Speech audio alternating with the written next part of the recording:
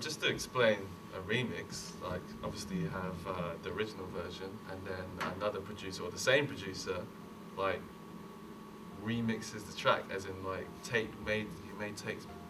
he or she may take bits from it and chop it up and make it in a different way, or the main theme is there, but you know it's a slightly different interpretation of it, and that's linked to jazz, what they used to do. So some examples of this could be.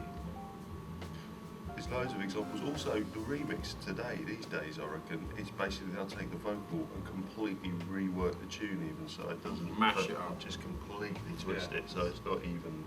That's how it started out, I guess, remixing. But these days, when you hear a remix, it can be almost like maybe the vocal will stay the the vocals same, stay. but everything might change. But jazz example, I'll explain why they did this as well. Say, for instance, I Got Rhythm, as a famous sort of big band old jazz tune. Charlie Parker wrote 1,000 different sort of, well, that probably not 1,000, that's an exaggeration, but a lot of different melodies to that. Reason being, he'd use the same form and structure. This is like a remix, but he'd write a different melody so that he got the publishing credit on it, so he'd get some money for it. That's where that stems from. So he just ripped it off. Yeah. Yeah, with the remix, obviously, what used to happen is you basically take the song and then come up with another version of the song, pretty much maintaining the same vocal or some of the parts, but the ethos of the remix was to gain another set of interest for the song.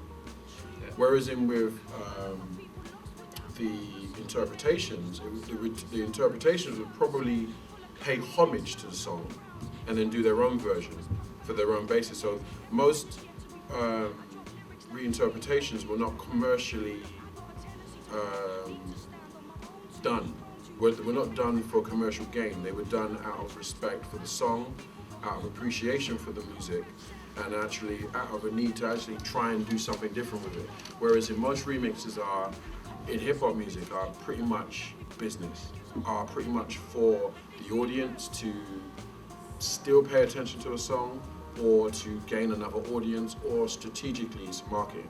So there's a coldness sometimes to why a remix actually exists, whereas in an interpretation it pretty much exists respect-based first.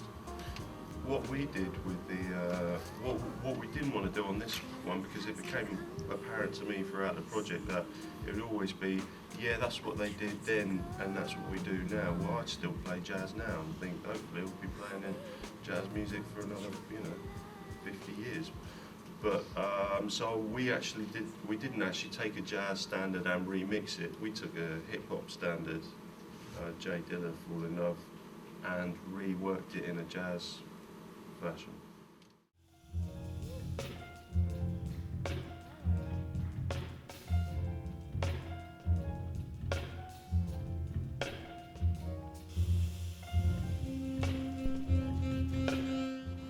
Yeah, so obviously the Fall in Love song is a Gap Mangione song, and it was sampled by Dilla, the late great Dilla.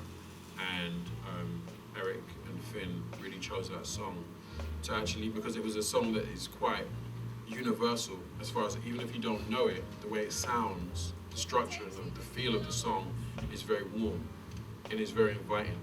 And they basically took the song on board, reconstructed it, and worked with the band to kind of create some sort of format that would be kind of palatable to a new audience. And then obviously the vocalist came in and created something different, but it was still kind of a homage to the original song. So it was a remix and a rendition in a light that's really rare nowadays. You don't really see that.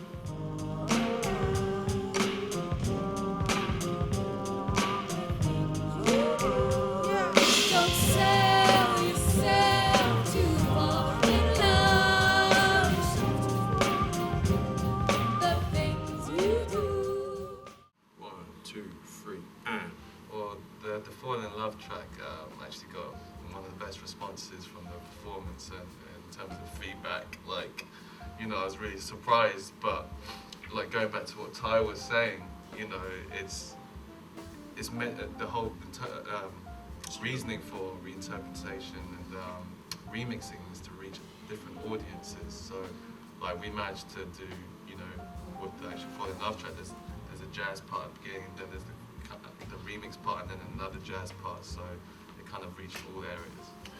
Yeah, and actually the audience that were there at the time weren't just like a hip hop crowd by any means. I was really, really happy because in the concert halls, you know, people of all ages. So there was like older crowds listening to hip hop as well and really enjoying it. Yeah.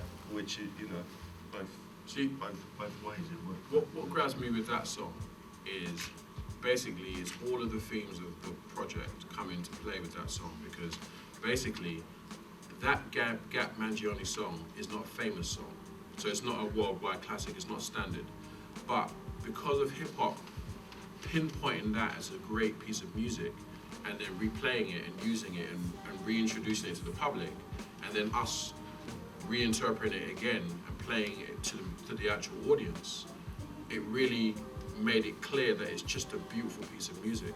And I think that's one of those pure moments where it's just, you know, guitar, bass, keys, playing those keys just kind of invites the audience in, whether they know the history of the song or the history of the usage of the song or the sample. It's just an automatic click, yes, I like that. And that's to me is all of the factors, the reuse of technology, the abuse of technology as far as sampling something that people didn't know and making it hot, is just all of the themes coming into one and therefore, you know, having that success. What? It's the rebirth of the cool. Nothing left to lose. Yeah, it's the rebirth of the cool.